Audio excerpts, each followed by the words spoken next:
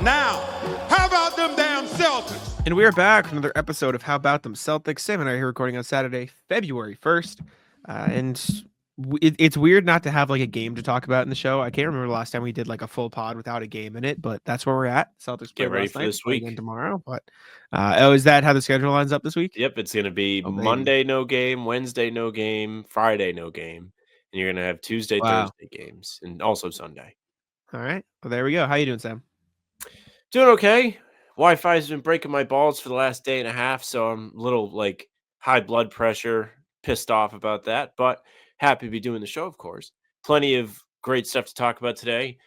Trade deadline is Thursday, so Jack and I will kind of go through some possibilities about that. Tell you what to keep your eyes on, discuss some hot topics with it. We'll take a little bit of a look at the Pelicans game and just see if the defense was on the bullshit again or not, as I cursed within the first minute of the show, which Jack has told me not to do.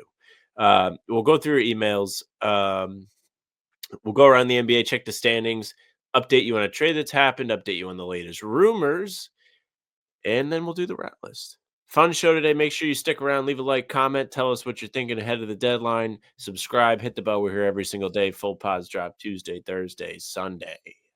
But yes, should be a fun show. Mm-hmm. We're here. We're ready to go. Trade deadline week. A lot of stuff going on. So we can just jump right into it. So there's no actual news about who Which the is Celtics good. should get. We covered the Yabusele thing. However, it is the week of the trade deadline, so we're going to do a pseudo trade deadline guide. Go over what they could do, who they could trade for, what we think they should do, our opinions. Look at some buyout guys as well. If it gets to that, I don't know who will be that, but we can look. So first and foremost, Jaden Springer is going to be the name that gets brought up. I know you are adamant they shouldn't trade him. I would like to see them keep him around because I think he's played pretty well. I also understand the financial limitations that come with the current state of the Celtics, that if they want to add a significant piece, they would almost definitely have to include Springer unless that player makes less than whatever Tillman makes and they could trade him instead. Now, theoretically, they could also trade like a Hauser or a Horford, but they're not going to do that. So we're not bringing that up as a real option because like it's not going to happen. So we're not going to discuss it as such. So it comes down to, will they trade Springer? Will it be for cap release and second round picks, or will they actually try to get a player? Will they want to add a player because of cap reasons and stuff like that? Are they going to look to trade Tillman? Are they going to do nothing? Like there's a lot of stuff that could go around. Are they going to convert a two-way player if they just dump Springer? Like there's a lot that could happen. All of it very, very minor. Yeah, and the part about the Springer thing that really kills me is I'm not convinced that there is anybody out there that makes in the window that is more than Tillman, less than Springer, that makes the deal that much better. Now, you may have names for me that I'm wrong, but at this point, it's been a week. Like I've talked a lot about Springer, and people keep being like, it's been 1 week. Very fair, small sample size. But it feels like anytime they've given him an opportunity, he's delivered this year. Like up until last Wednesday, hadn't really played any real minutes, I don't think. And he comes in, turns the game on its head. You know the rest of the story. We've talked about it plenty. Now you're looking at this tough decision where it seemed like it was going to be the easiest choice, easy path, obvious move to just move off of him, get rid of the luxury tax at the very least, maybe bring back somebody you think can help you win. Now you're thinking and you're like, do we really think that there are that many guys out there that are going to help you win to give you an elite skill like Springer's defense in that salary range? Probably not. And he is still only 22. Like, yes, his contract expires at the end of the season. The big if in this situation is whether or not he is willing to go back to the Celtics, not make as much money, and also be in a spot where the minutes are not going to be there yet. They will eventually be there. The Celtics are in a position where their top of their roster is elite. It is. All 5 players that start, if given the right opportunity, probably could be all-stars. Holiday is probably the biggest question mark of that bunch because he's not really being asked to do very much, and even we've talked about it's tough to gauge like a Holiday game, like was he good or bad? It's just like I don't know if he's just taking the back seat because they're asking him to do so. But as the years go on, the Celtics are going to meet that weird we have to cut money, we have to shed money. And when you're looking at it in that sense, and you're like, well, this guy is just like out there to be the fifth guy. Like, do we really need to spend 30 something million on the fifth guy? If they decide to move off him, you could have a very similar situation to what you saw with Pritchard. Pritchard was asking for a trade 3 years ago or 2 years ago when it was Brogdon, it was Marcus, and it was Derek White. Now he's a legitimate six man of the year candidate, and he's earned a significant role with the Celtics. Are you saying Springer could also do that? He could earn a legitimate role with the team, yes. I don't know if he would be like a six man of the year, but like if let's say they move off of Holiday, Pritchard is the obvious replacement in the starting lineup, and then you need somebody to come off the bench. Springer does give you bench energy. It's just different than what Pritchard gives because Pritchard's is the offensive burst. You would get a defensive burst. I get it. And I think saying the minutes aren't there right now and they could be is possible. They could also not be, right? Like, I don't think if Springer stays around in Boston, it is a guarantee that, oh, Drew Holiday will leave. Like, that doesn't account for it. They could draft somebody that they like, or they could sign somebody in free agency that they like, or they could make a trade for a guy that they like. Like, I don't think there is anything even close to a guarantee that Springer will ever get rotational minutes in Boston. Do I think it's possible? Do I think they should take a look? Sure. Like, I think he's played pretty well this past week, so maybe you give him a small look, but he's not a good offensive player. Like, I like he's made some shots this past week for sure. He's a good defensive player, yes, but we've also seen him be a lost defensive player at times and make bad decisions and be all over the place. Have game sense when you're sitting there watching. Yes, but it's also a reason he's not in the game a lot. Like I don't like just because he's had a great week doesn't mean I'll put it this way. I don't think this is a Pritchard situation where he has all the talent in the world and there's just a lot of guys in front of him, right? And I don't think Springer is bad, but I don't think he is a 15 point per game player or whatever the defensive equivalent of that is waiting to happen. Like, there's a reason he didn't crack through the Sixers rotation for the 3 years he was there. There's a reason that he didn't play in Boston last year when he got traded. There's a reason for it all. And I do think they should give him an opportunity and perhaps see what they have. And if that is signing him to a Xavier Tillman type minimum contract, multi-year deal or Cade or whatever deal this summer, and he's okay with that, sure, I'm fine with that.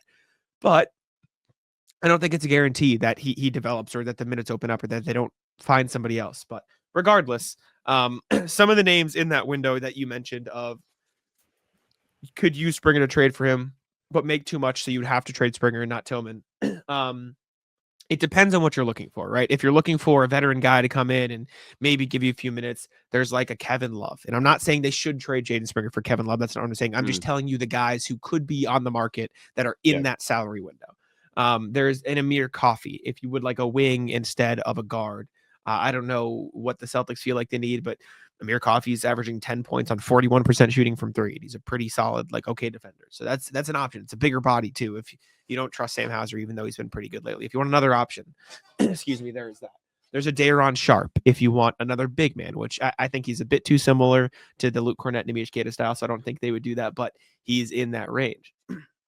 An interesting one could be Dalen Terry. Now, not because I think the Celtics should play Dalen Terry, but he's 22 years old. He's a 6'7" guard / wing. He's shooting okay from three on very small volume this year. He's only attempting 1 3 a game. He's shooting 36%, so it's not great. But he's an okay playmaker. He's shown some flashes. However, the big thing with Dalen Terry is he's under contract this year for 3.5 and next year for 5.39. So if you want to extend the salary and have a tradable asset next season with that contract, that's a thing, right? You could trade, like, that would effectively take Springer's contract and add $1 million onto it, and then you could do the same game next year at the trade deadline. Similarly, there's Fima Kailu, who's under contract for this year, then 3 more years after this at a pretty small deal. And he's actually played pretty well as of late for the Jazz. He's up to scoring to 10 points a game in Utah in his 18 games. So that's another option. I don't know if they would want to take that long-term money on the books. They might just want to go year to year. So that's a thing. But there's a Jake LaRavia who's playing pretty well this season. I think Memphis is probably just going to hold on to him. Santi Aldama, I should say. I don't think either of those two guys are going anywhere. There's like a Nas Little who is under contract for 1, 2, 3, 4, 5 years, which is a weird contract because he makes like just over $3 million a year. But That's because he got waived and stretched. Never mind. I was like, what is that? He got waived, so he's not on a team. Never mind. Not Nas Little. You're just trading with the free I agent know. pool. I was like, what is that? There's Josh Richardson or Christian Wood, a couple veterans. Again, Didn't I don't Richardson really like that. injure himself for the season, or am I? He might be Maybe he's out for a significant amount of time, but not the season. He got hurt against the Celtics. Injury. He is a right. Oh, he hasn't suited up since November 18th. Yes, however, he's unlikely to crack the rotation whenever he makes his return. Blah blah blah. He's still out. Yes, he's hurt. Torrey Craig is another name that you could go after. It's been brought up a million times. Walker Kessler, which we've talked about ad nauseum. If they want to pay him, I like it. I don't think they will want to pay him though, so I don't like it. That is where I stand. Also, Trendon Watford, if you want to bring in another big man. There's like MarJon Beauchamp. If you want to bring in a defensive player, he's under contract next year too, so you could extend that thing to like bring it over to next year. He's an interesting one because I feel like Doc hates playing young guys, and he's an interesting prospect. I don't know what I feel like with he's just like an offensive a lot dud, of these names. unfortunately. Yeah, he's just he's not a good offensive player right now. And I'll never come off it. I'm always convinced that you can teach these guys how to shoot the ball. Whether that's true or not is another story. Like, I know it's a flawed way to think, but that's why I'm like, I don't know. Springer brings quite a bit on defense. Like, you teach him to shoot threes, which it feels like he has improved at. His shot's very slow. It takes a while to get it up, but truthfully, he seems like he's a little bit more comfortable doing it. He's getting these game reps now. He was ready, like, in multiple big moments. Like, he hits the dagger 3 against the Clippers, hits a big one against Houston where it ties the game. I think that comfort does help it. So that's part of the reason I'm in. Some of those names are intriguing, though. Like, I'll certainly, like, stick to it and be pissed if they trade him, but, you may end up winning if you get somebody that is going to come in, give you maybe Hauser insurance because he's just been on and off injured this year. Not even like talking about anything to do with his game. He was pretty good against the Pelicans, but he just has been so infrequently in the lineup that you almost need somebody to be there in case of emergency. Yeah, no, for sure. After that, you get into the Tillman could get the job done category. So you've got like Garrison Matthews makes less than Tillman if you want to get another shooter like that. You've got Jeremiah Robinson Earl on the Pelicans if you want another big man. Delano Banton, but I think the Blazers like him, and that'd be kind of weird to bring him back, even though he's been really good. He's been really good, so you give him that credit. Like Vic Krejci, you got like Keon Ellis in Sacramento. Mamukelashvili in San Antonio. If you want another big man, he's shooting the ball all right. He's taking almost 2 threes a game and shooting 41%. So he's shown the ability to shoot. He's a pretty good passer for his size. It'd be kind of weird because like you don't really need that, but he's out there. He's hanging out. And then you get into some of the vets. Gershon Yabusele. Would be really funny if they brought in Kyle Lowry. They're not gonna, but I would love that. I'd love them to bring in Lowry. That'd be so fun. And then you got the Javonte Green, Daniel Tice, Joe Ingles, all the vet minimum guys who signed this summer. You could get Seth Curry, James Johnson, Taj Gibson, Duop Reith if you would like him, Jabari Walker in Portland. How much does Camara make? Toumani Camara? You could get Toumani Camara. He's going to be too expensive. But Toumani Camara is good. He's a really good basketball player. That's the problem with these like cap ranges, like literally like next to no money being given to these guys. If they're really someone you should be excited to trade for, the team that has them is not going to want to give up a player that is worth having $4 million. Like, well, that the is only such thing with a Toumani valuable thing to Camara have. Is he's 24. And so he's not like, I mean, that's still super young, but like, when are the Blazers going to be ready to win? So if you can get a first in a couple seconds or 2 firsts from a desperate team, I'm not saying the Celtics should do that for Toumani Camara, you'd be like, yeah, right. Even though he is a very, very, very good 3-and-D wing, he's averaging 10, 6, and 2 on 44-35 splits this year, making $1.8 million. Like that is unbelievable value for Toumani Camara. But yeah, that's sort of where the Celtics are at right now in terms of who they could trade for with each player. So I think like the big goal, two main goals. If you can get somebody to just be like a backup for Hauser, if that's not already on the sure. team, by the way, like you could probably throw Drew Peterson or probably not Shireman yet, but Peterson has shown like a little bit of promise in the times he's gotten actual time with the Celtics too. Mhm. And I think if you're the Celtics and you really don't believe in Tillman, which it seems like they don't, for like they refuse to play him, etc., then upgrade him. See if you can find somebody that you're willing to take a swing on that fits the salary thing. Obviously, it's Yabu. not going to be any like sure, Yabu, like fine. Or one of the guys from the Nets, if you really like the look, like of a Day'Ron Sharp or Trent Watford, like if you're really like, oh man, like these They guys. can't. That'd have to be a Springer trade. Those Oh, two. that's the Springer one. Yeah. But there are people out there that you could go after that give you a Yes. similar look to Tillman, and you just try and figure out if they Mamu, fit. Spurs guy, Kalashvili, whatever. Perfect. Like Yeah. get Mamu, get Yabusele, get Charles Bassey out of San Antonio, get Tice, bring in Tice, bring in one of these guys if you want a big man. If they get Tice, you have to tweet the video of the scared straight when they take him out of the prison cell. Celtics going to bring Daniel Tice out. I can do that. I can definitely do that. Before we keep going, and we'll talk about buyout guys and some other stuff too, I need to tell you guys about PrizePicks.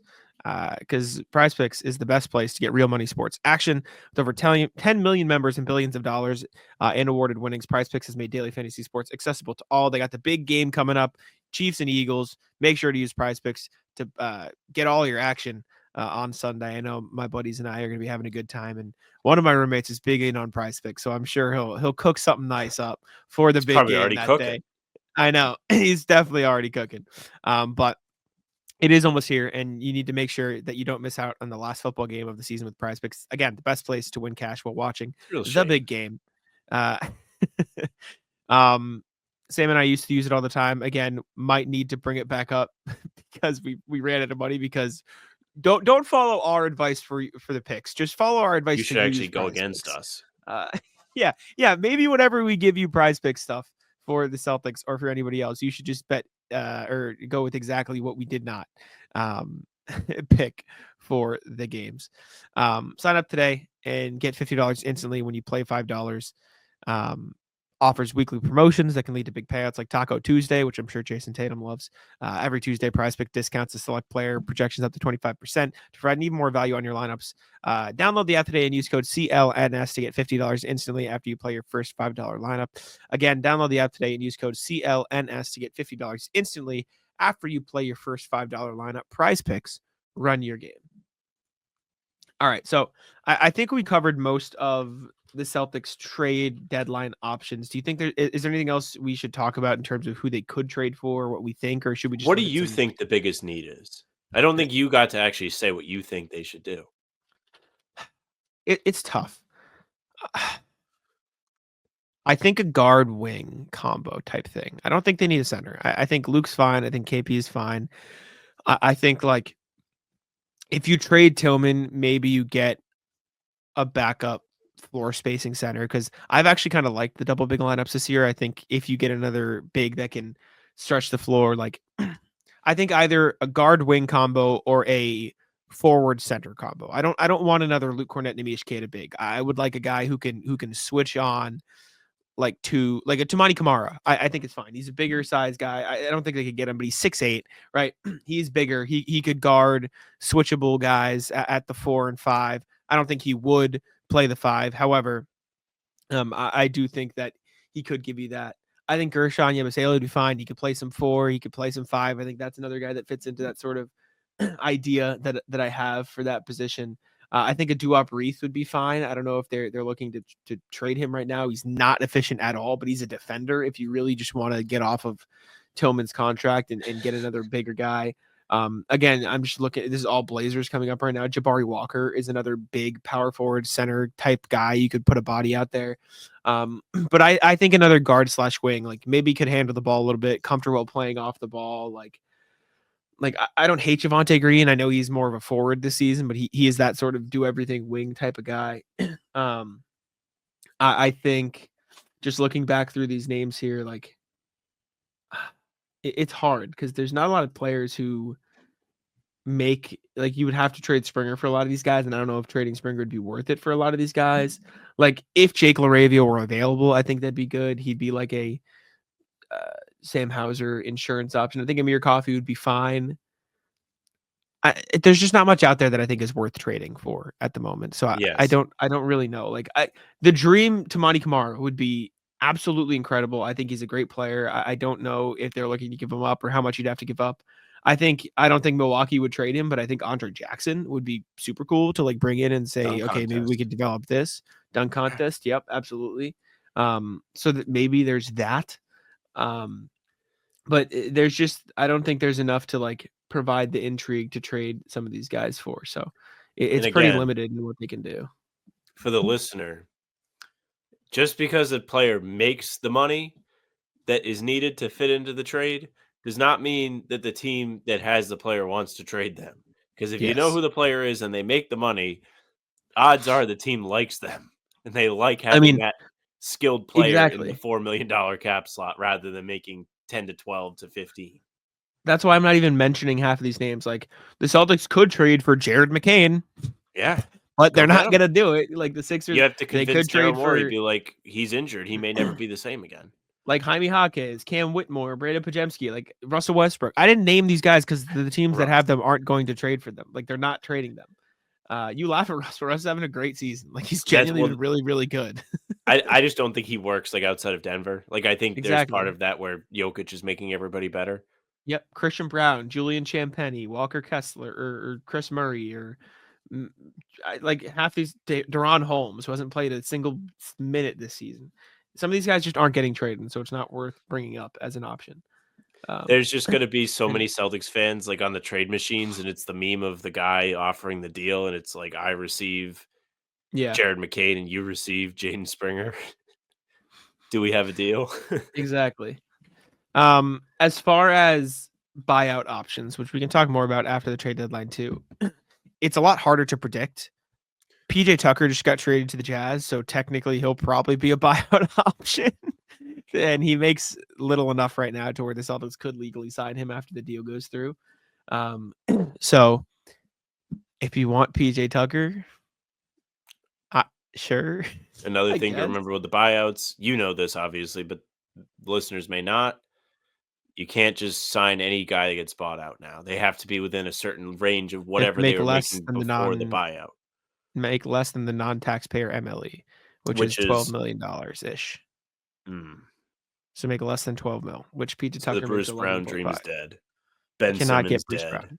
Cannot get Ben Simmons. Neither of whom are going to get bought out, by the way. But yes. You don't think the Nets would buy out Ben Simmons? No. What's the point? If he's just let him play. He's playing fine. Just let him keep going. Yeah, but what if he Just let wants him to go rock. play for he probably doesn't want the pressure. I mean, he makes $50 million. Like if he wants to get bought out, then maybe they would, but I don't think they'd just get him off the roster. He's playing 25 minutes for them this year. It's fine. I don't think Chris Boucher will get bought out. I think he'll get traded and play somewhere. I don't think Luke Kennard will get bought out. I don't think Gary Payton will get bought. If the Warriors make a big swing trade and Gary Payton is in there, there's a small chance he gets bought out. I don't know if the Celtics would want him. I don't think he would get bought out because he's been a fine player. But like on the small chance that like the Heat or another team end up with Gary Payton and don't want him, I wouldn't hate it. I wouldn't love it, but it's like it's there, right? It's whatever. Not getting bought out. Trey Lyles, if he ends up in a trade with Sacramento, maybe he'd get bought out. Like it's really hard to predict buyout guys because a lot of them are a product of this player gets traded and then there. Kevon Looney again, if the Warriors make a big swing trade, maybe, but I don't love that fit. If the Rockets decide to go all in on something, maybe Jeff Green gets bought out. Could bring him back. Jayshawn Tate, same thing, but I don't think the Rockets are going to make a big trade. Davion Mitchell, if the Raptors do something, but I don't love that either. Kelly Olynyk get bought out? Doesn't matter. He makes like 13, I think. Yeah, he makes too much. He makes over 12. Yeah. Chris Duarte, but he's been awful, so no. Yeah, there's not much on the buyout market that makes a lot of sense, especially Chris regarding Duarte was players. having like a really, really good stretch when he was with the Pacers. He was good. His rookie year, he averaged 13, 4, and 2. He's good. And then he's just been bad ever since. Yeah, unfortunately for him. But yeah, I don't think there's anything else. The buyout market's probably gonna be pretty dead this year. CBA's killed it. Yeah. Very much so. Anyways, next thing. We were gonna look quickly at Trey Murphy's shots against the Celtics. Just to see if they played good defense. A little VAR here to check in and see how they did. We don't have to spend too long on this, but I thought it'd be interesting, and I wanted to do it, and I figured we'd The share it hypothesis with is people. they played good defense. Yes. I do think they gave him a little bit too much space on some of his first ones, but I don't think this was the Dylan Brooks situation. And I think some of them where they lost him in transition too. So these are all his attempts. So he took 12, made 8. So this is his first 3-point attempt of the game. Dribbles the ball up the court. Drew Holiday's on him. Gets illegal screened. Okay. I don't think this was the Celtics' fault. You can tell me if I'm wrong. Yves Missy just sets a moving screen on him, like the pretty clear moving screen. He jumps into him. Yeah. And Jaylen Brown doesn't get out to contest because Drew Holiday got illegal screened. Yep. Not mad at it. Sure. It happens. Whatever. Next one was Derek White gets out. Trey Murphy dribbles, steps back, and takes it. I mean, it was kind of open. Derek White probably should have just stayed on him, and then Kristaps could have gone to Dejounte Murray, but they want Kristaps to stay towards the paint. And so maybe they just want to stay him in drop just in case like Trey Murphy drives or something. So it's whatever. But Kristaps got a late contest on him or a deep contest, whatever you want to call it. Trey Murphy missed. This isn't a Dylan Brooks still. It's still not they're leaving him open. It is if you want to call it a defensive miscommunication, sure, but I think it's just how they're choosing to play defense. They want Kristaps back there and dropping. He was playing great defense and drop at this point, so I'm not going to complain too much. And also with the drop coverage, like the Celtics literally will do that to like Steph Curry. So it's not like they're just like, yes. Oh yeah, Trey Murphy, he sucks, drop coverage. Yes. Like that's not a product of that strategy. No. Next one, Jose Alvarado pushes the pace in transition, finds Trey Murphy. Just no one found him in transition. Nobody paid attention to him. No one was. Peyton Pritchard was behind the play. He just filled the court correctly. Horford and Tatum are on the same player. Tatum probably shouldn't have done that. Luke Cornett gets out late, but it's just they didn't find him in transition. This is a bad transition defense. Tatum, Hauser, and Horford are on the same side of the floor. That's it. Luke Cornett probably should have stayed up on Trey Murphy. Tatum should have rotated to Makovich, but lost him in transition. Defending in transition is hard. A lot of scrambling going on. Bad transition defense. Next one, Trey Murphy pulls up in Peyton Pritchard's face. Yep, this is they're right there. This is I know I'm hot. I'm gonna try. Yes. Yeah. Fine defense by the Celtics, and he missed. Next one, transition again. Jose Alvarado again has the ball, finds Trey Murphy, who they lost him again a little bit, but he also literally pulled up from the logo. So again, like I said, Celtics got scrambled a couple times in transition, didn't find him enough, and this is one of those times. He is 6 feet behind the 3-point line. Little logo talk for you. This is one of those arenas where it's a prime example of the logo is massive. Like it's really wide towards each basket. That is still, even at TD Garden, that would be closer to a logo 3 than a normal 3. Correct. Absolutely would. Deep 3 in transition again. Celtics didn't find him. Not ideal, but not Dylan. Doesn't even hit the rim, by the way. No. Now they put Derek White on him. Bad. Defensive miscommunication. Holiday and Derek White are about to switch. Trey Murphy misses, but these guys needed to communicate better. This is the only guy you can't miscommunicate against. And they got lucky he missed, but that's just bad defensive communication. Shit like that happens all the time. It is what it is. Drew Holiday is now pestering Trey Murphy at half court. Goes under. I don't love going under there, and Trey Murphy buries it. It is obscenely deep still, but you've got Kristaps and drop. Go over the screen, force him downhill, in my opinion. Maybe that's just the defensive coverage. But I also think there's 17 seconds left on the shot clock, and flip the perspective. If Jason Tatum did this, I'd be like, well, that's fucking stupid. Why would you take Exactly. that shot?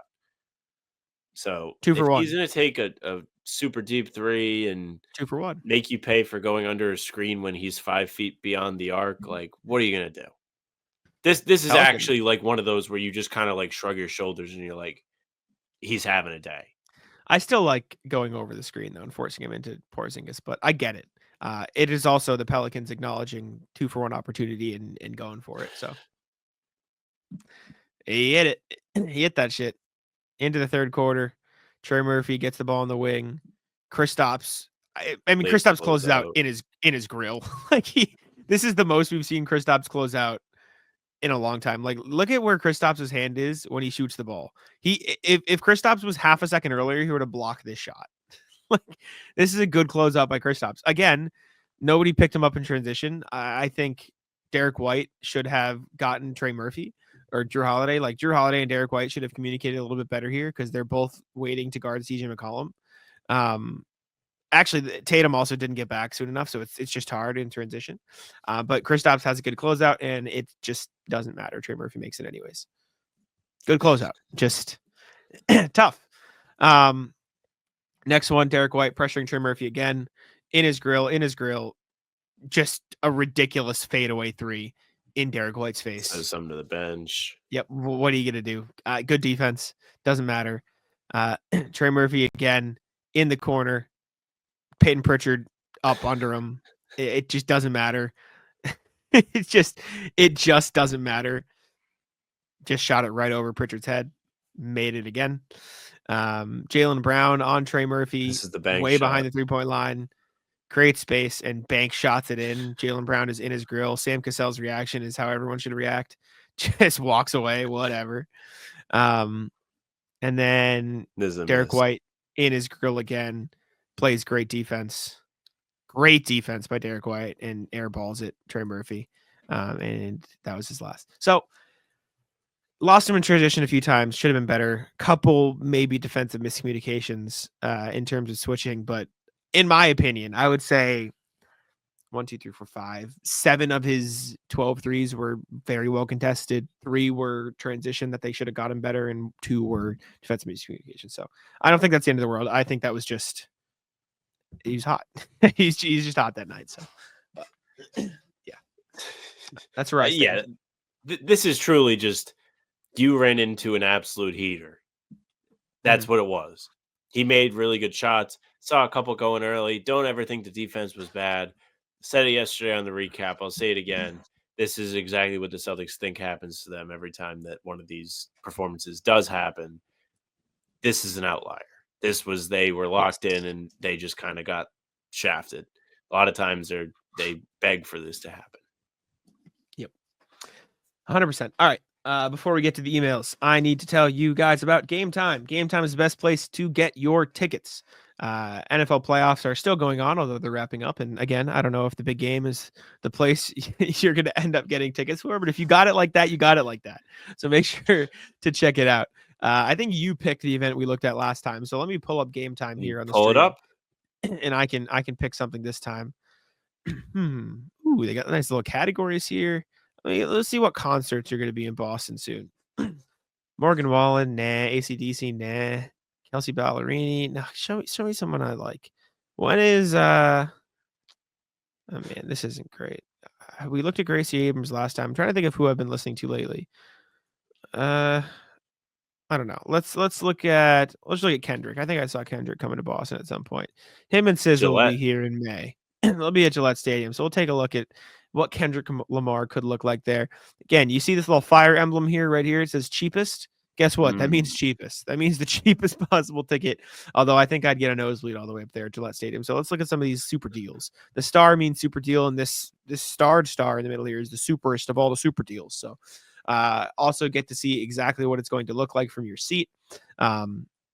excuse me, for that event. So like you see here, you're at Gillette Stadium, you can see the view, but it is for a concert. So you get to see what your view will look like for that type of event.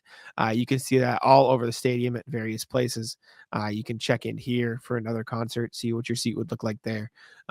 Plenty of options, tells you all in pricing as well. So you know exactly what you are going to pay with fees included. So you don't get surprised at checkout with any hidden fees.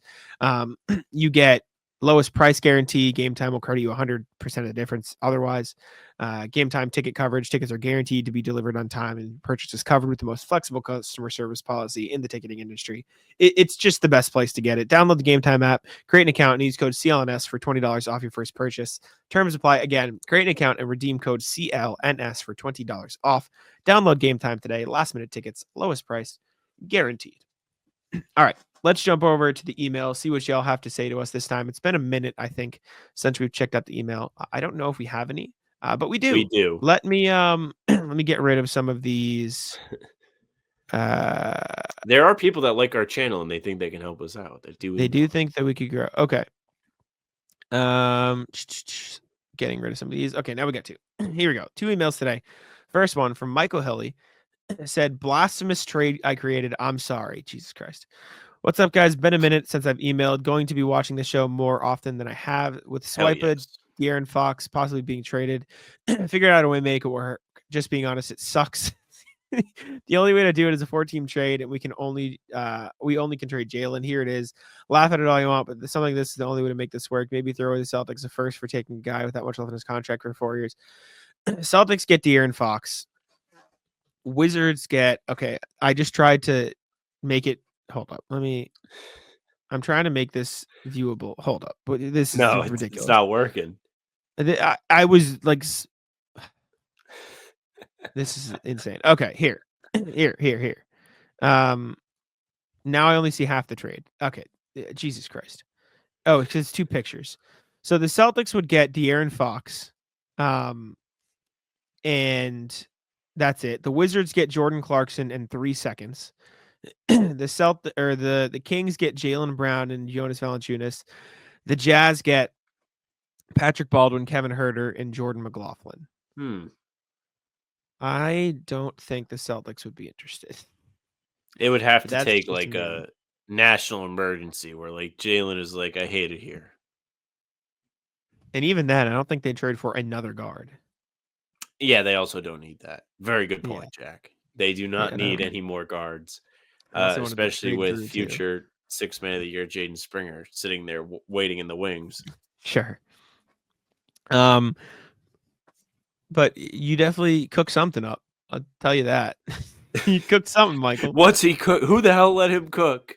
He cooked some cereal here, but next one from Isaac. Fun question. What's the most memorable Celtics season of your life? Ooh. That's a good question. God, that's a good, probably last year. Last year is a good answer, and it's different because last year, obviously, we're doing all the work. You're at the playoff games. I'm with you at doing all the shows. Like, we're working every single day, covering the team. So we're very like in the weeds with it, very involved. Watched every single game, of course. I think my answer would probably be the 2017 Isaiah team because that was the year 16, I graduated. 17. I think you also graduated in 17. Yes. So like that was like my senior year of high school. It was really cool seeing like the team overperform like that. They had memorable playoff wins. Like overall, it was a blast to just kind of ride the wave, go on the little bit of playoff roller coaster that it was, where they played Chicago and like went down 0-2 and then come back. They go to 7 with the Wizards. They go out sad against Cleveland. I would probably say that one. It was just a very likable team. Isaiah was a likable figure, somebody that people resonated with. They had the Paul Pierce game in that year too, where it was his last game, which was very cool. Yeah. I think that's a good answer. I still remember watching the Eastern Conference Finals and with Henry when Avery Bradley hit that shot to win them the one game he won. So that was hype. I mean, I think my answer is still last year, just because I got to be in person. It was like my first full year at practices, and I mean they won, so that was pretty cool too. But outside of that, yeah, exactly. So I'd say that, but I think 16-17 is like my answer outside of that one. So, all right, let's jump over to the NBA section. Check out the NBA standings, see what's going on there, see where the Celtics stand, see what's happening out west. Cavs are still in first place in the Eastern Conference. 5.5 games up on the Celtics. They're only 6-4 in their last 10 as well, just like the Celtics are. Knicks are only a game and a half behind the Celtics now. They're 7-3 in their last 10. They've won 5 in a row. They're hot. Bucks comfortably above 500, as are the Pacers. Pacers have been hot lately. They're 8-2 in their last 10. Pistons 500, rounding out the top 6. Heat, Magic, Hawks, Bulls in the play-in.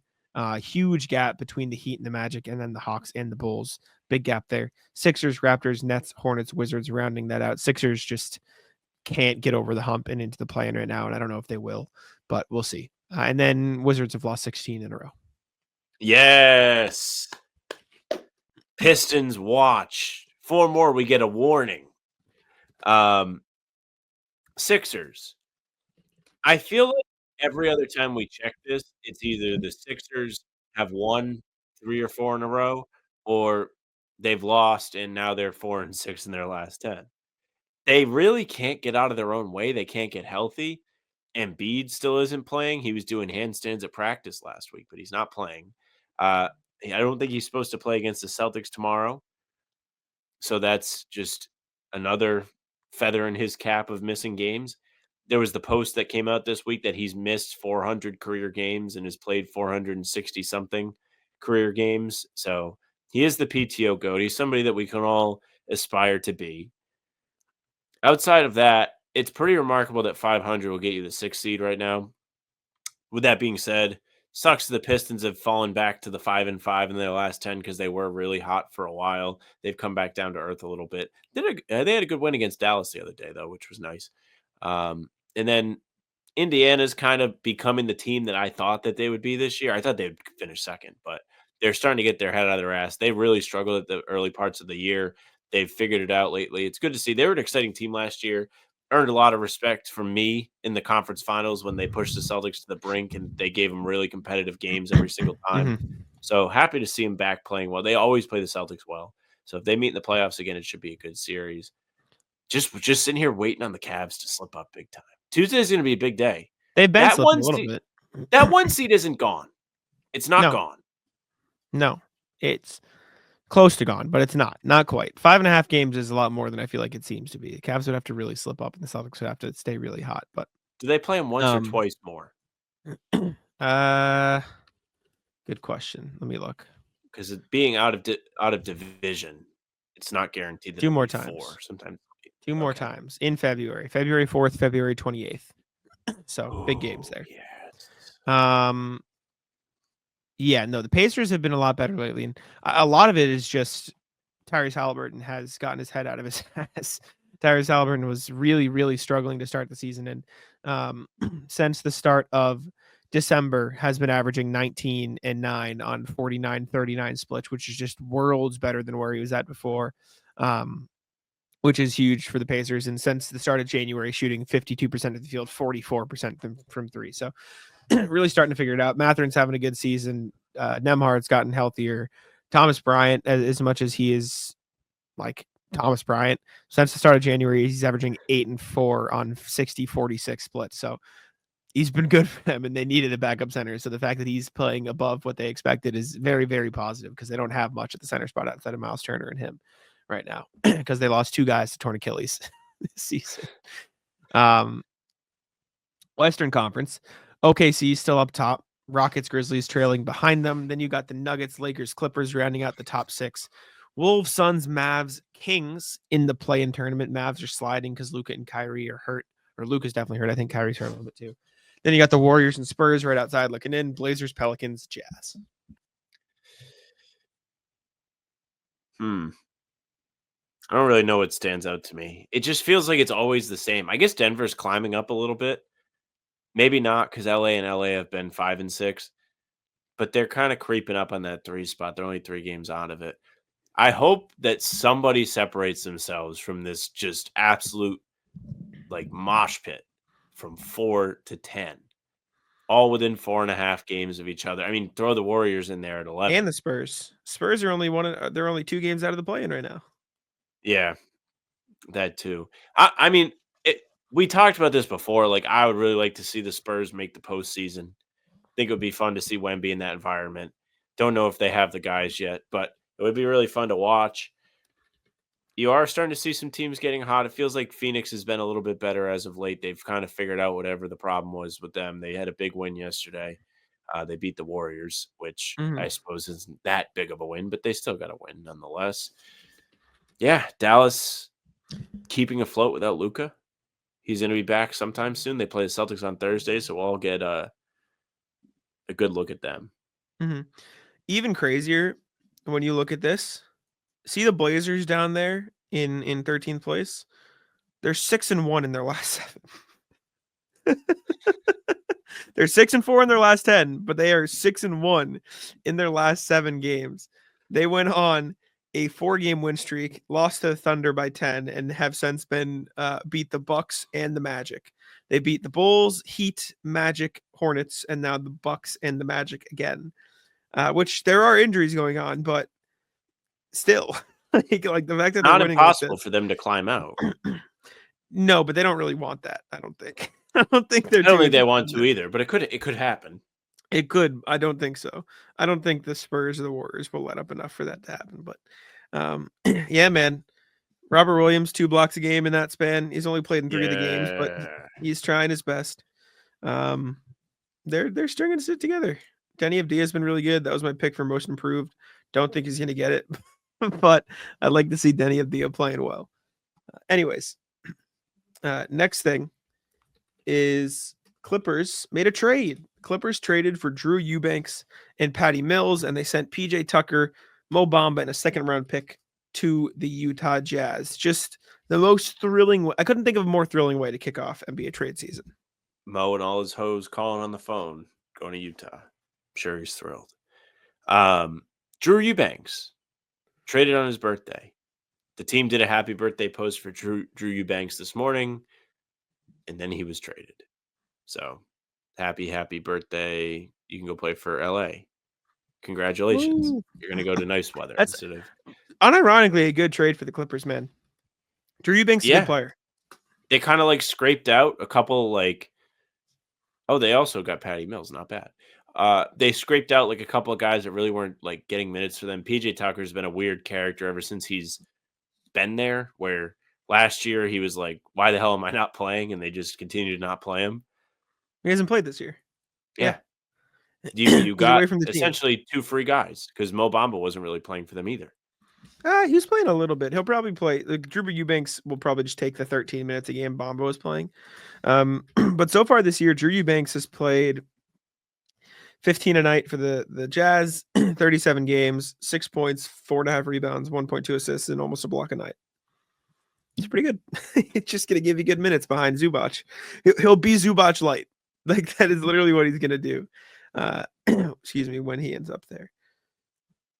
Drew Eubanks has been in the league for 6 years. What the fuck? There's a lot of guys that are like that now. Like, even like Tatum. Tatum's been in the league for 7 years.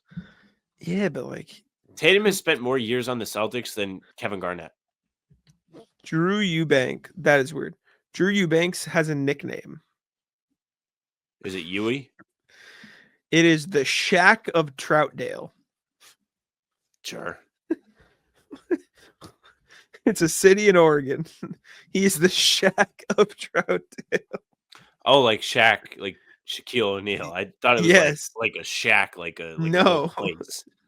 No, the Shack of Troutdale. That makes a little more sense. Yes. Can't imagine there's a ton of guys out of what is it, Troutdale? Yeah, there are 2 players or 2 people as notable people from Troutdale. It is Drew Eubanks and Gino Vanelli, who is a musician. So there you go. Anyways, next thing. Apparently the Magic want to stay active at the deadline. This is according to Matt Moore of I think the Action Network. The Action Network. Sources said the Suns have had substantive talks with the Magic involving Grayson Allen To try to move the albatross that is Yusuf Nurkic, add Orlando to the list of Cam Johnson suitors too. Sources said they've been working on what adding Johnson would entail. I like the Magic as buyers, man. I think they have the pieces to be buyers. I think when Paolo and Franz are healthy, they have the roster to be buyers. I think they have a good team. I think adding a shooter like Cam Johnson would be chef's kiss perfect. I think getting Grayson Allen would be good too. Don't love having to take on the Nurkic contract, but whatever. I'm in on the Magic being buyers for sure. Makes sense. They kind of need it. They're just hanging out in the middle of the East. Can't really get out of the play-in. They were playing really well when none of their stars were playing, and then the guys come back and the team can't play well anymore. They're having trouble adjusting to that. With that being said, does adding a new guy help the rest of the roster adjust to playing less minutes? I don't know, but it may pick up the slack that you've lost in the guys that have had to take a step back, if that makes sense. Like, those guys that are rounding out the Magic roster really got comfortable playing real minutes. And now that they're kind of uncomfortable in their roles, they're not producing as well. Yeah. That makes sense. Next thing, something we witnessed the other night. Dejounte Murray tore his Achilles. Did it in the first quarter against the Celtics. Going to be out for the rest of the season. I was in on the Pelicans heading into this year, man. They have gotten so unlucky. It genuinely sucks to see how much they have dealt with injuries. Like they're the Grizzlies. I didn't want anybody to be the Grizzlies of this year, but they're the Grizzlies of this year, unfortunately. Might be good for them. Might add like a meaningful piece in the draft. Dyson Daniels said it. They actually might be cursed. They might be cursed. If I'm the Pelicans, Ingram, I'm trading all of them. I'm trading Zion. I'm trading Ingram. I'm trading Dejounte and CJ. I am click reset. I don't think you can trade Dejounte. Can you legally trade a guy that's injured? Yeah, that's a 2K rule. You can do it in the NBA. Steven Adams last year. Remember?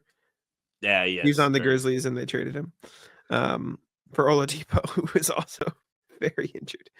Zion, Ingram, and Murray, by the way, 0 games together as a trio this year. Or ever, actually, because Murray was a new addition. Is that true? Those three haven't played a single game together? They didn't play a single game. Dejounte Murray and wow. That sucks. Yeah, no, I mean, listen, maybe you keep Zion. If you fall and you end up with the 6-7 pick, maybe you're like, okay, let's see what we get. Maybe we fit in with Zion. If you get a top 3 pick and you can get Cooper Flag, a Dylan Harper, Casper, one of the guy. There's a guy from Illinois who's nasty. He's a guy from BYU who's nasty. I forget their names. Or Ace Bailey, even. If you can get one of those guys, like a blue chip, sell the farm. Build around that guy. Get other young prospects. Selling. What do you mean? You don't have to give any. You have your own pick. No. I'm saying if your pick lands that high in the lottery, reset your roster to build around that guy. If you get 7, maybe you keep Zion and try to fit that prospect around that guy because you don't believe in the Cooper. I'm saying if you get Cooper Flag with your pick, reset the roster so you can build around Cooper Flag. I suppose. I get these guys can't stay healthy. So exactly, if you can just get off of the money, why not? Why not? Get a first round pick or 2 for Dejounte, probably 1. Get a first or a few seconds and a young prospect for a CJ. Get whatever the hell you can. Brandon Ingram has to be traded this season because he's not re-signing. Get a first round pick in a couple seconds and maybe a young player for Zion for a team that wants to take a chance. Get some firsts, get a couple intriguing young pieces. Sign some guys in free agency if you'd like, and build a young roster to give Cooper Flag 1 million minutes. That's what I would do. They maybe keep credit CJ, to them, but credit to them because if they go along that road, which it feels like at least with Ingram they're being smart with their money. Could the Pelicans fall into the we're a small market team, we have to do this trap? Yeah, they could, but they're not. Good for them. Because that's what keeps a lot of these teams back is they get above average players, but they aren't quite at the same level as these other superstar guys in the NBA. And they just are like, well, shit, we have somebody, we have to pay them. And with the way the new CBA works, you're not going to be able to do that now. You have to be really careful what you do with your money, unless you're already grandfathered in like the Celtics. but the Pelicans are not. It's hard. It's just tough, man. Last thing for the rat list, the Warriors and the Suns are rumored to be the teams in on Jimmy Butler. This is from Shams, said the Suns and Warriors Friday night game at Chase Center is being described as the quote Jimmy Butler Bowl. He said on the Pat McAfee show, the Suns and Warriors are shaping up to be the likely landing spots. Miami and Jimmy Butler, they have the same goal right now between now and next Thursday. That's finding a trade for Butler out of Miami. Tonight, actually, on ESPN, I would call it the Jimmy Butler Bowl. I know we got the Super Bowl next weekend, but this might be the Jimmy Butler Bowl between the Warriors and the Suns. And then you put this in here from Rachel Nichols, said, I talked to guys in the locker room and say they have had it as an understatement. He has disrespected them so much in the way he's been in and out. And listen, I'd be mad at Jimmy too if I'm those guys. Like, I'd be mad at the way he's doing this. At the same time, I get why Jimmy's doing it. Like, I think it is fair to understand why he's acting the way he is, but also fair to understand why they are mad at the way he's acting. Because I don't think either side has handled it particularly well. No, certainly not. Like, the Heat are just as much at fault. I think it is understandable. This whole thing is so funny because I was working this week, and these two girls that sit in my like area at work are talking to each other about like reality TV. And I was like, if you want like good reality TV, look no further than the NBA. And I literally sent them like a story on this Jimmy Butler thing where he was talking about he's unemployed, so he can't tip or whatever at the coffee shop. Yes. It has like this is the kind of drama you get with the NBA. Jimmy is an absolute psychopath diva. Not that he has like he has no justification, but he's done this before too, like where Minnesota was a disaster on the way out. And now he's kind of replicating that with the Heat. Like, he got benched for Haywood Highsmith. He wasn't happy about it, got himself suspended again. The relationship, the bridge, it is completely burned. I'm very intrigued to see where he ends up. I'm interested to see what the return they actually get is for him. It certainly is better than losing him for nothing. It might even be better than paying him and keeping him. Just a la the same angle that we just talked about with Brandon Ingram, where Jimmy Butler might not be worth whatever his next contract is going to be. And if that's the case, you're kind of winning if you're Miami. Yeah, I think, especially now, like, Miami's got a good team outside of Jimmy Butler. Like, they can piece something together. Tyler Hero's an all-star this year. Bam Adebayo's Bam Adebayo. Khalil Ware looks like he's going to be a good player. Jaime Hawkins is good. Like, you get something for Jimmy that's worthwhile. You can rebuild, quote unquote, real quickly. Like, Miami should still be a playoff play-in team without Jimmy next year. If anything, like, maybe they're better because other guys get to step up. It feels like the same thing that happened to them when they got rid of Wade and when LeBron left, where they had not exactly when they got rid of Wade. He was still there for a year or two after the LeBron exit. But like they didn't really go into like lottery mode. They just went into like what would now be the play-in mode, which is actually like where they've been the last couple of years anyway. But like it was like, like they might be a competitive team. Like, who knows what Goran Dragic is kind of good. Dion Waiters is kind of good. Exactly. Josh Richardson's kind of good. Like, you're finding guys. You just always find Hassan Whiteside was weirdly like an all-star. He had a moment. For like half a season. Yeah. He had a moment. Anyways, let's go to the rat list, Sam. What do you got? Rat list is the fucking internet, man. I bitched about it at the beginning of the show. I have reset my internet 4 times in the last day. Thankfully, during this recording, knock on wood, it's behaved itself. It's held up its end of the deal. I lagged out of 2 consecutive games on Xbox yesterday. I then got it to work. Like, I lagged out, reset, lagged out again, reset again, unplugged all my little router things in my house, turned them off, and then reset. And then it was working. My Xbox will do this thing. I doubt that yours ever does this, where I'll just turn it on and it's like not connected to the internet. I have to like reset up the internet. Don't know why it does this. Randomly started happening like probably like within the last year. And ever since I did that, shit show again. Just all of a sudden was like, I forgot that I could stay connected for more than 25 minutes into a multiplayer game. Don't fuck with you, little bro. The internet don't fuck with you. I despise this stuff. It's so bad. I'm getting made fun of for it now. Like, and it's one of those things that like actually gets under my skin. Like, I'm a pretty good sport. Like, you can make fun of me, like say whatever you want.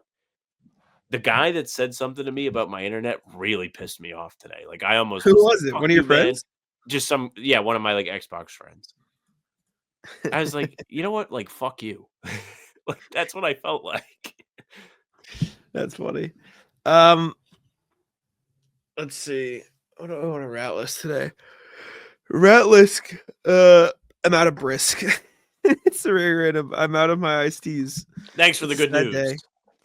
Why is that good news? You were saying the brisks are bad for you. I already ordered 5 more cases. It's not like I'm done. They just don't get here till Monday. So rat Comment list an Amazon. alternative to brisk. Let's get Jack No. off the brisk.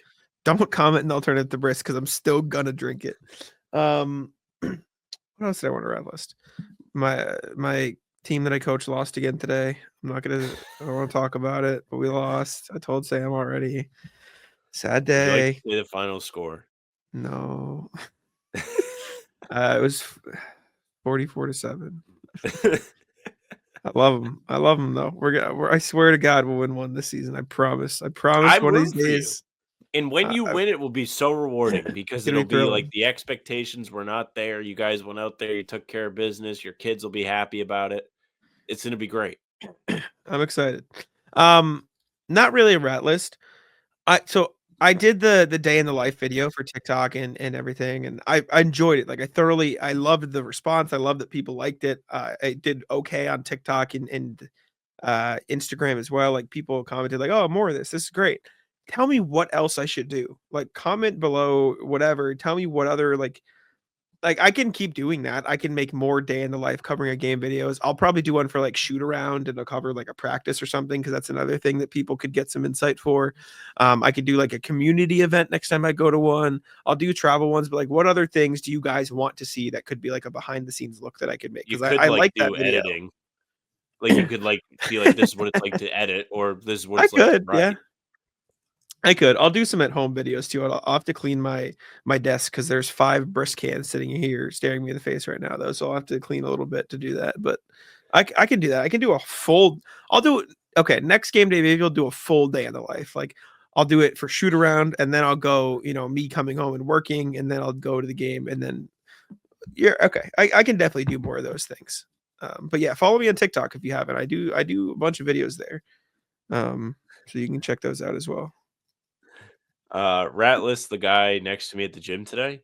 So I went to the gym this morning and I sit on the bed, like one of the, not like the bench, like not the Smith machine bench, but like just like free weight bench. And I'm like doing my shoulder presses with the free weights, whatever. I got my podcast on in my ears. Like I can hear adjacently, but not like anything crazy. This dude is like grunting. Like after he's also collected all the weights as if they're the Infinity Stones. He's got all the weights at his fucking bench, but he's just like making this weird sound like when he's done. Like, and I get if you're like exerting your energy and you're gonna make like a noise, like it's kind of part of like I don't do that. Planet Fitness, you're not really supposed to do that, but like it's perfectly normal to do that. Like people at other gyms do that. Like they scream, whatever. Like, sure. It was just like it wasn't like that. It was like like he sounded like an ogre or something. It was just I was like, what the fuck is going on next to him? What a guy. He was like an ogre. It's so funny. Just like what is happening? I don't know if I have anything else. I need to go make food. I'm trying not to order food anymore. That is my new goal. Like I know it's gonna inevitably happen. Like I'll get like I got McDonald's after the game a few nights ago. It's gonna be like there's gonna be times where I'm in a position. Do the where, one at the arena? No, there's one 5-minute walk from my house. So I got it on the way home. So I'll do that. This guy who doxed me on Twitter. I think I said that though. Fucked. I'm sorry that I think it's so funny. I know it's not funny. I understand it. It's funny internally, but not okay. That's just the message I need to spread. But yeah, no, my new goal, like I bought a bunch of stuff and I'm making myself food and I'll just make myself a PB&J or something if I'm like hungry, if I need a snack. I made I bought like pre-diced chicken, like it was like taco chicken or whatever. So I made that, threw some like fajita seasoning on it, put it in with some rice, cooked it up, put sour cream and this taco sauce that I got. Mix that up, put it in with some lettuce, tomatoes, onions in a little bowl. Got some tortilla chips. That shit was yummy. I have some leftover in the fridge. I ate leftovers last night too. But I just got a bunch of shit. I think I'm gonna make smash burgers at some point soon too. So Do you have the need to thing cook like up. the No, press? but I'm gonna like just put something heavy on it or I something. have one. I have one, Really? and I use it to grill my English muffins in the morning. It's excellent. That's why I wanted it. It makes them like as if you went up to a breakfast and you were like, "Can you Yeah, please no, grill the I English got you. muffin?" Like that's what I do at my house now. Don't worry about it. I want to. Oh, I just had one. I completely. Rat List is my men's league. My men's league has the playoffs next week. Yeah. So I guess we're supposed to play 2 games on Super Bowl Sunday. The fuck? How are you gonna have men's league basketball games on Super Bowl? It's essentially like a holiday. Yeah, it's crazy. I don't even My like football. but Super Bowl's a holiday. The Yeah. Pats went to the Super Bowl so many times when I was a kid that they had to cancel CCD over and over again because of the like playoff game, Super Bowl, no one would fucking go. Yeah. So they just had to cancel it. Also, That Rattlers tells and you how much Patriots. people cared. Apparently, Malcolm Butler was 10 years ago today. 10 years ago. Wow. 10 years ago, it's 10. crazy. Having my like God. real memories from like a decade ago is really weird. Yes. Like, I mean, even like I have known Danny now for 11 years, 12 years. Yeah. Fucked. My That's group fucked. chat's 13 years old or whatever. That's crazy. That's All the ridiculous. history in the Facebook. You just search that messenger. Watch it. I have known Danny longer than the kids I coach have been alive. It's crazy that kids born in 2004 or 21. Jesus Christ. That's awful. Yeah, the kids that I am coaching right now were born in like 2015-ish. That's crazy. That's insane. Oh, that's Jesus Christ. Anti-Ratless, a new Dexter. Big fan of The Dexter. The one They of put him out like a being prequel younger. of Dexter. Yeah. Yeah, real good so far. I think I'm like 5 or 6 in. Okay, that's fun. Something to look forward to. That's all I got. I think I'm done. You got anything else? I'm good. I'm gonna go make some food. All right. Well, appreciate y'all for tuning in. Make sure to leave a like, subscribe to How About Them Celtics here, Spotify, Apple, all that good stuff, and I'll let Sam take it out. Yeah, thank you very much for listening and watching. Make sure you Drop my subscribe, leave a microphone like, on myself. Jesus Christ, it scared me. Sorry. comment. Tell us what you thought of the trade stuff today. Usually I'm like, tell us what you thought of game X, but there was no game. You can also subscribe. We're here every single day, so hit the bell. New pods drop Tuesday, Thursday, Sunday. Game recaps are up the morning after each game. Other videos are on the channel in between to keep you up to date with all things Celtics. You can find us on Spotify and Apple as well. All podcasts and recaps up in the feed on there. So if you follow, they'll go right into your inbox. Leave a 5-star review too. That would be very much appreciated. Helps us out. So if you like us, help more people find us. Email us, hbtcpod@gmail.com. We read your emails today. We do it every single time we do a pod. So get them in, hbtcpod@gmail.com. Our socials are at How About Them C's for Twitter, Instagram, and TikTok. Facebook is the name of the podcast. All streams are there. They're on YouTube. They're on Twitter. Jack's Twitter and TikTok is at Jackson1NBA. Mine is at Sam LaFrance NBA. That's it for us. Bye. Taco, come on. Taco's having some fun here.